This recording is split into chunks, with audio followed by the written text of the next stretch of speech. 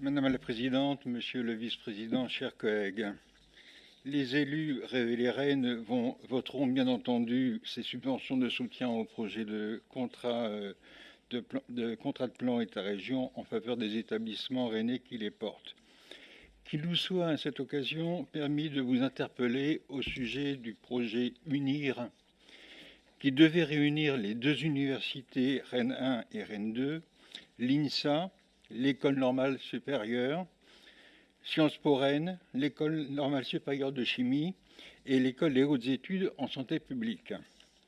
L'objectif de ce projet était d'aboutir à un regroupement qui porterait une stratégie académique et scientifique commune au service des écoles et universités de la métropole dans une démarche de coordination territoriale.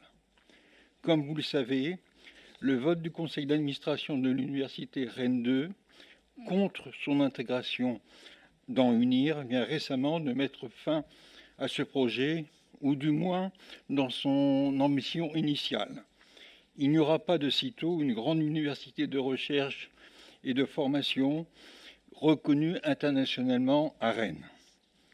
L'arrêt du processus de fusion entre les universités rennaises a déjà conduit à un échec de la candidature rennaise au label et au financement ICIT dans le cadre du programme national Investissement d'avenir.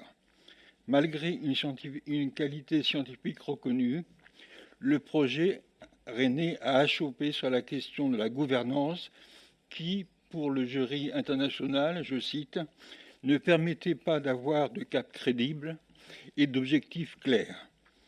Outre que de priver les établissements rennais de financements conséquents, ces échecs ont eu surtout comme effet dommageable durable d'exclure Rennes de la carte française de l'excellence en formation supérieure et en recherche.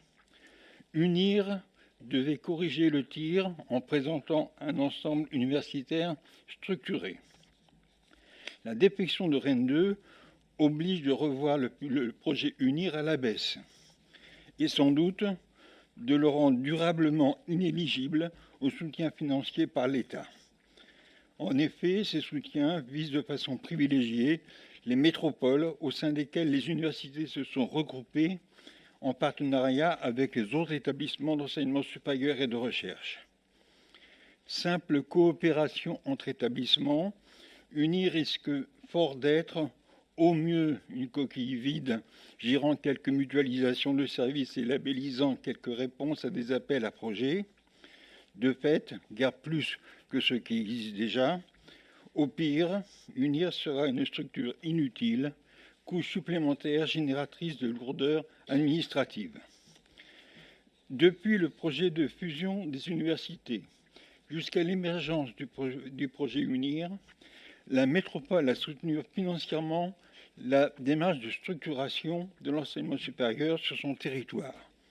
Il s'avère, ou plutôt il se confirme aujourd'hui, que cela a été en vain.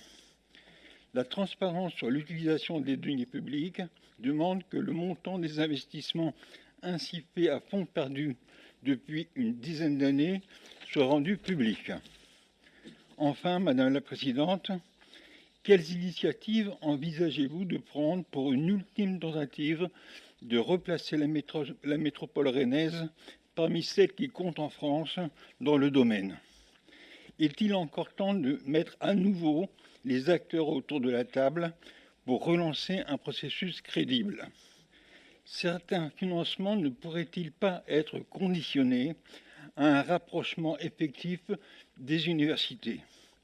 Certes, les universités sont autonomes, mais la métropole est en droit d'attendre un retour sur ces investissements, étant donné qu'il s'agit de ceux du contribuable métropolitain. Merci.